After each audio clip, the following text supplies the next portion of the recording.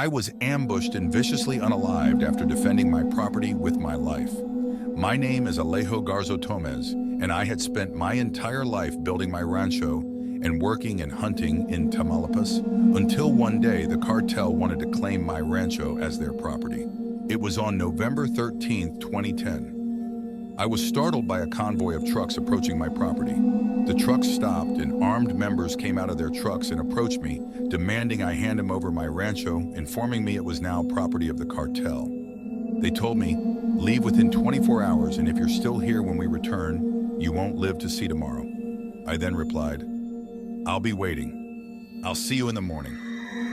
When they left, they thought I was bluffing. What would a 77-year-old man do to 20 combat-aged men who are heavily armed? I couldn't even go to the police either, as many of them were corrupt and comprised. So I chose to protect what I built my entire life, my rancho.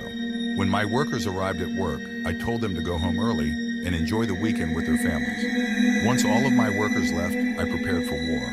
I called my wife, knowing more than likely this was the last time I'll ever speak to her. Nighttime came and I was waiting for their arrival. Around 4 a.m., I heard the roar of multiple trucks outside my property. They had arrived and they circled my ranch in formation.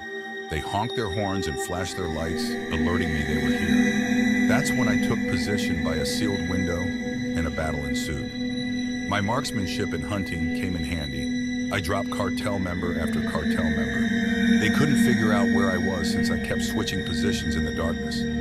They were forced to retreat as they had lost 4 men already. Feeling flustered, they knew they couldn't leave empty-handed, defeated by a 77-year-old man, so they had to improvise a plan. They returned once more, and I managed to drop 2 more members. However, they weren't willing to engage this time, and my house was blown to pieces after an explosive attack. At this point, the military was alerted and en route. The cartel members immediately left in their trucks and left behind their injured and fallen men.